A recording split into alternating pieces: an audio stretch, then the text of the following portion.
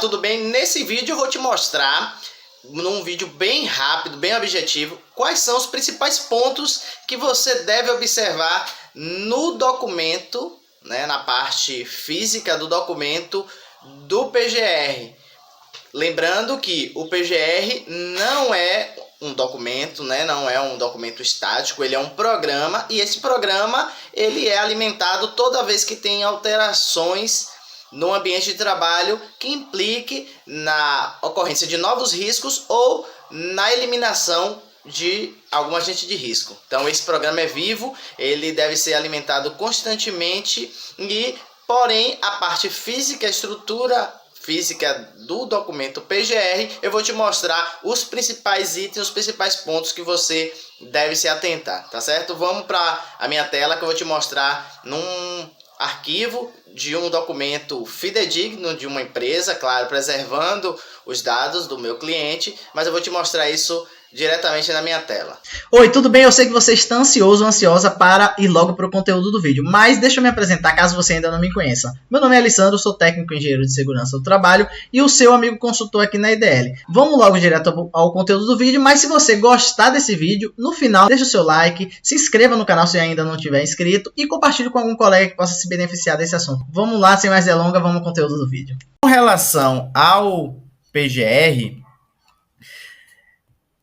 lembrando, vai mudar, né, de empresa para empresa, porque não tem um padrão de layout de PGR, né? Então, bem como a estrutura interna, a organização interna dele também vai mudar de empresa para empresa, mas basicamente o PGR vai ter alguns elementos que são comuns a todos os programas, né? Todos os documentos físicos que representam esse PGR. Então, primeiro, aqui a gente tem uma capa, tem os dados, né, de quem elaborou, logo aqui acima.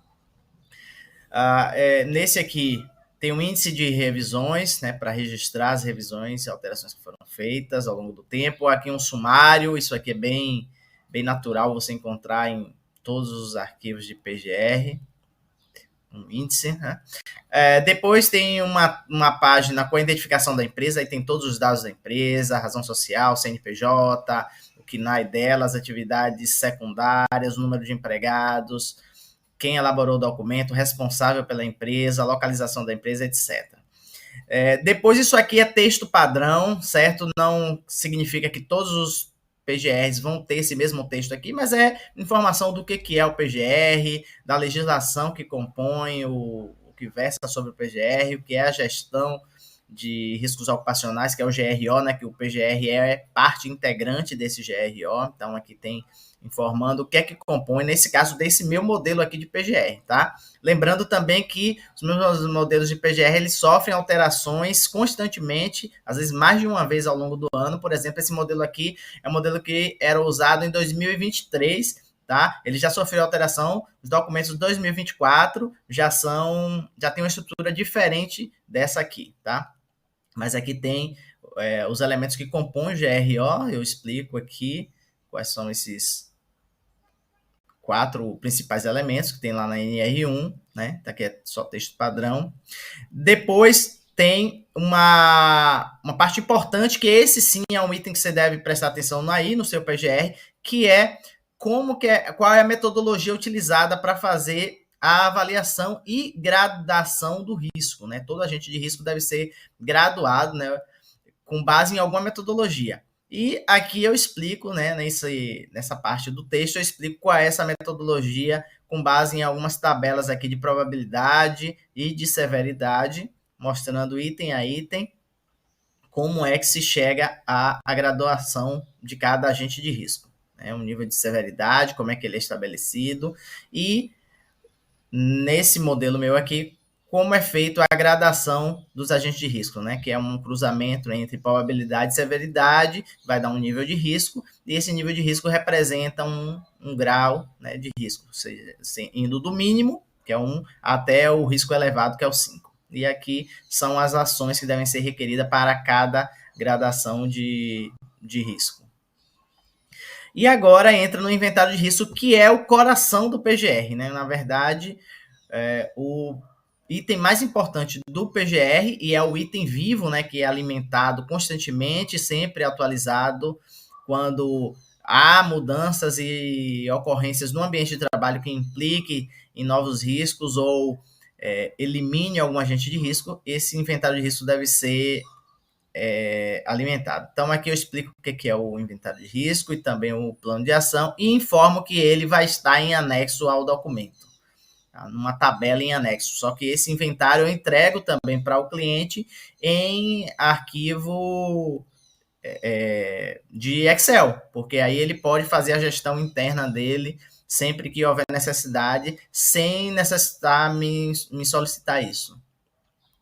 Aqui um termo de compromisso, finalizando o documento. Eu incluí um item no documento do ano passado sobre a integração desse programa com a legislação previdenciária e o e-social, né? Mas acredito que nesse ano de 2024 esse item já vai sair. Incluir para ajudar os clientes, né, as empresas que ainda estavam com muita dificuldade com relação ao e-social, então eu incluí um item aqui para orientá-los com relação a isso. O encerramento do documento aqui só informa que o documento foi concluído, tem a minha assinatura, né, como responsável legal pela elaboração da avaliação de riscos e composição do documento, e aí vem os anexos, que é a parte do coração do PGR, que é o inventário de risco. Eu vou mostrar apenas uma tabela de inventário de riscos, tá? Sendo que isso aqui o cliente recebe também em documento de Excel, caso ele necessite.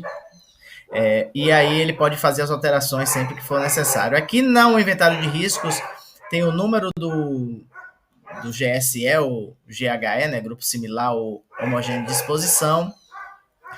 As funções que está exposto dentro desse grupo.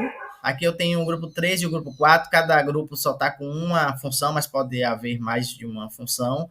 Número de trabalhadores expostos, a descrição, a breve descrição do ambiente de trabalho, caracterizando a atividade dentro do processo produtivo da empresa e a descrição sumária da atividade que o trabalhador executa, a descrição do perigo, do risco, isso conforme a NR1, a classe desse risco, se é físico, de acidente, ergonômico, químico, biológico, enfim. A fonte geradora desse risco, o tipo de exposição, se é exposição permanente, intermitente ou eventual, os possíveis danos que esse risco pode gerar ao trabalhador, a integridade física ou a saúde dele, as medidas de prevenção atualmente implementadas pela empresa, e aí tem a aplicação daquela metodologia, como eu mostrei no item de metodologia, que é o cruzamento, né, para determinar a classificação do risco, a gradação desse risco, probabilidade versus severidade, utilizando os códigos que eu apresento na minha metodologia, e aí, no final, está graduado o risco. Para esse risco aqui, que é um risco, vou aqui dar esse exemplo aqui do ruído, né, a operação de máquina, proveniente da operação de máquina, o ruído, ele teve uma gradação aqui de risco moderado, né? O tipo de avaliação foi qualitativa. Esse risco graduado como moderado, eu tenho que voltar lá na minha metodologia, vou até voltar aqui para verificar quando o risco da moderado, risco de nível 3 moderado, ele requer avaliação quantitativa quando aplicável e ações de controle. Nesse caso do ruído, a gente pode realizar a avaliação quantitativa, né? É um agente de risco quantificável, então, no plano de ação, eu solicitei avaliação quantitativa para verificar o nível efetivo, né, da intensidade do ruído desse ambiente e estabelecer novas medidas de controle se assim for necessário. Tá? Para cada gradação de risco, tem uma medida específica com base na metodologia utilizada ali na tabela, que vai para o plano de ação. Então, primeiro ponto importante que se deve observar é qual é a metodologia que a pessoa que avaliou os riscos está utilizando para fazer a gradação de cada agente de risco no PGR. Segundo, é o inventário de risco, que aí vai trazer essa tabela aqui, né? Claro que eu cortei aqui esse documento, não tem apenas esses grupos de risco aqui, mas eu trouxe esse apenas para exemplificar. Então, todo o inventário de risco vai ter que conter todos os agentes de risco que foram identificados no ambiente de trabalho e qual é a gradação desse risco. E com base nessa gradação, a metodologia vai estabelecer quais são as medidas que devem ser implementadas, e essas medidas devem vir aqui para o plano de ação e devem ter relação efetiva com os agentes de risco que foram levantados lá no inventário de risco. Então, aqui é o plano de ação, tem algumas ações. Dentro do plano de ação, eu tenho qual é o tipo de medida, se ela é uma medida que é a ser mantida na empresa, a ser introduzida ou a ser melhorada na empresa. Por que deve ser implementada, aonde, como será feito, qual é o responsável, qual o prazo, e aqui tem um cronograma estabelecido, criado junto com a empresa para a efetiva implementação dessas medidas.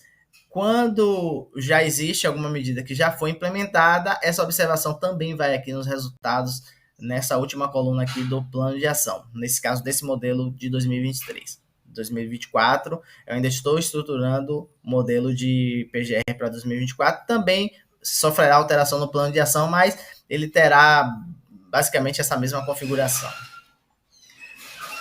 Então, essas são as principais informações, os principais itens que você deve prestar atenção no seu PGR. E, claro, lembrando que esse não é um documento simplesmente, é claro que ele tem essa parte de documento aqui para poder evidenciar e até servir como evidência mesmo, né? Que a empresa implementa isso, mas ele é um programa. Sendo um programa, ele deve ser constantemente avaliado, reavaliado e alimentado constantemente à medida que o ambiente de trabalho vai sofrendo alteração, novos riscos vão sendo introduzidos, agentes de riscos vão sendo controlados e mitigados, e isso também vai precisar ser atualizado no PGR. Então, os principais itens recapitulando, a metodologia que é utilizada, principal item a ser observado, qual é a metodologia, como que o profissional que elaborou o PGR chegou na gradação de cada agente de risco, né? Qual é a metodologia que ele está utilizando. Segundo, o inventário de risco deve conter todos os agentes de riscos identificados no ambiente de trabalho. E, por último, o cronograma de ação, o plano de ação, deve ter ligação com os agentes de riscos que foram graduados lá no inventário de riscos e o controle efetivo para a melhoria contínua do ambiente de trabalho através das ações que devem ser propostas no inventário de riscos e implementadas pela empresa ao longo do ano, do tempo de vigência daquele documento. É isso aí, espero ter ajudado. Opa, calma aí, antes de você ir embora desse vídeo, eu quero deixar para você aqui os contatos da EDL Segurança do Trabalho. Se você precisar de alguma orientação, de alguma assessoria, de alguma consultoria ou algum serviço de SST, pode entrar em contato conosco através de um dos nossos canais, seja pelo e-mail ou através do nosso WhatsApp. É isso aí, abração, sucesso em seus negócios, sucesso em seu trabalho e até o próximo vídeo. Tchau!